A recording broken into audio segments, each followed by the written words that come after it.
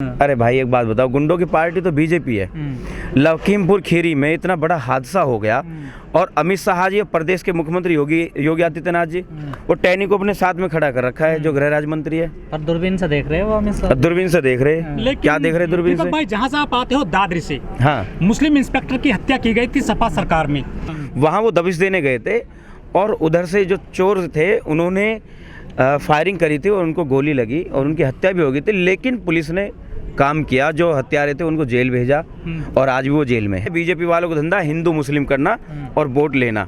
अब वही नहीं, वो तो अभी भी कर रहे हैं। वो तो अभी भी जिन्ना जी को बना दिया, उसी को एकदम उड़ा दिया। पकड़े हुए हो समाजवादी पार्टी? नहीं, जिन्ना जी की ऐसा कुछ नहीं है, पूछ पकड़े हुए। नहीं, हम कुछ नहीं करते।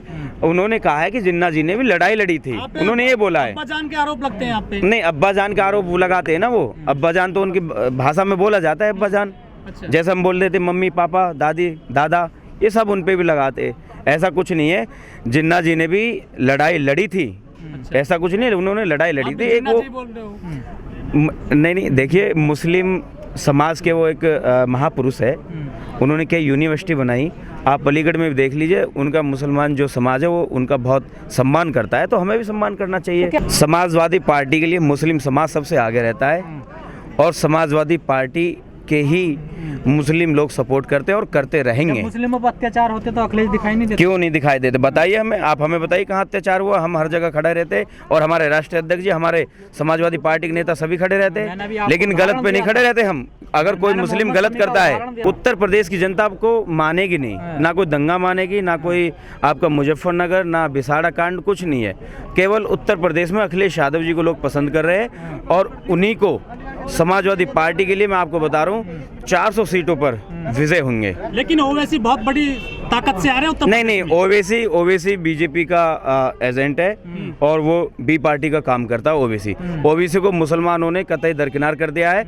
आप चाहे कहीं भी चले जाओ, किसी मुस्लिम भाई से पूछ लो, वो कहते हैं कि ओवैसी हमारे लिए कुछ नहीं है, हम समाजवादी पार्टी को वोट देंगे और अखिलेश यादव को मुख्यमंत्री बनाएंगे। लेकिन हम बदले की तो भावना रखते नहीं है। वो लोग मतलब कि गलत है।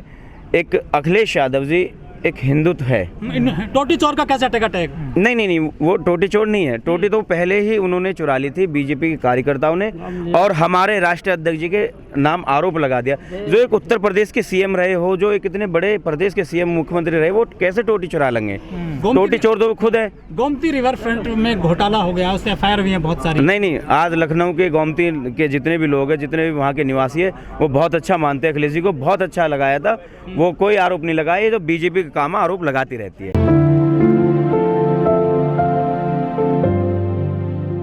देखिए, आज पूरे उत्तर प्रदेश में आप सर्वे करा लो, और अगर मैं दादरी विधानसभा की बात करूं, मैं मौके पे चौगानपुर डेरिन गांव में हूं। अगर आप यहां भी देखोगे तो हर जगह समाजवादी पार्टी की लहर है और 2022 में समाजवादी पार्टी के राष्ट्रीय अध्यक्ष श्री अखिलेश यादव जी को एक उत्तर प्रदेश के मुख्यमंत्री के रूप में देखना चाहती है उत्तर प्रदेश की जनता। चाचा को नहीं देखना चाहते हैं मुख्यमंत्री? नहीं, चाचा से तो हमारे 22 तारीख में एक हो गए हैं और जो नेताजी का हमारा जन्मदिन है, आदरणीय नेताजी मुलायम सिंह यादव जी का, उस मौके पर गिफ्ट देंगे उनको एक पार्टी में शामिल होकर।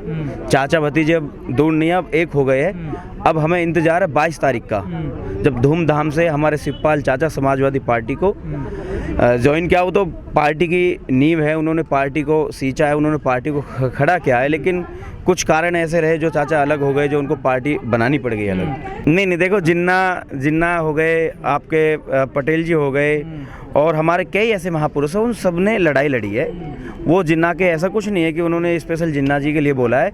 जिन्ना जी ने भी भारत के लिए लड़ाई लड़ी थी और भी महापुरुष है, उन्होंने भी लड़ाई लड़ी थी। इस पे तो विपक्ष मुद्दा बना रहा है इसको। केवल हिंदू मुस्लिम तो काम करने का केवल बीजेपी का काम है, हिंदू मुस्लिम करने का।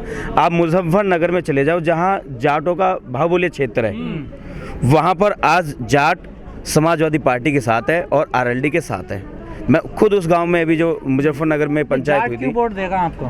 जाट वोट देगा, आरएलडी और हमारा गठबंधन है। अभी ऐलान तो नहीं हुआ ना? ऐलान हो गया, 32 सीटों पे चुनाव लड़ेगी आरएलडी। 32 सीट? हाँ, 32 सीटों पे चुनाव लड़ेगी आरएलडी। जैन चौधरी जी और अखिलेश जी का अब जल्दी में प्रेस कॉन्फ्रेंस होगी, उसमें बाकी का आप सब पता चल जाएगा कितने। आरएलडी तो 32 सीट दे रहे हो? हाँ जी, 32 सीटें दे रही है। हमारा 110 सीटों पर दबदबा है। नहीं, वो देखो, समाजवादी पार्टी के भी बहुत वरिष्ठ नेता हर हर विधानसभा पे नेता है वो भी लड़ेंगे। और आरएलडी जो है वो एक मजबूत स्थिति में, और जितने भी जाट समुदाय के लोग हैं, चाहे वो पुलिस में हो, चाहे वो बैंक में हो, किसी से भी अगर मैं भी व्यक्तिगत पूछता हूँ तो सब वो कहते हैं कि हम आरएलडी को आपके वोट देंगे। लेकिन लोग कह रहे हैं कि मुजफ्फरनगर का दंगा हादसा हो जाता है, ये कोई पार्टी नहीं कराती, लेकिन कुछ लोग हैं जो इन्हें फैलाने का काम कर रहे हैं। वो केवल बीजेपी की आईटी सेल है जो अब मौके पे जब चुनाव आ रहे हैं, हादसा मानते हैं। दंगा जो हुआ था, आपको पता है उस दंगा के बारे में, आप वहां जाइएगा एक बार, आपको पता चलेगा दंगा किस तरह से हुआ था। आजम खान पे कितने आरोप लगे उस दंगे में? आजम खान साहब पे तो आरोप क्या,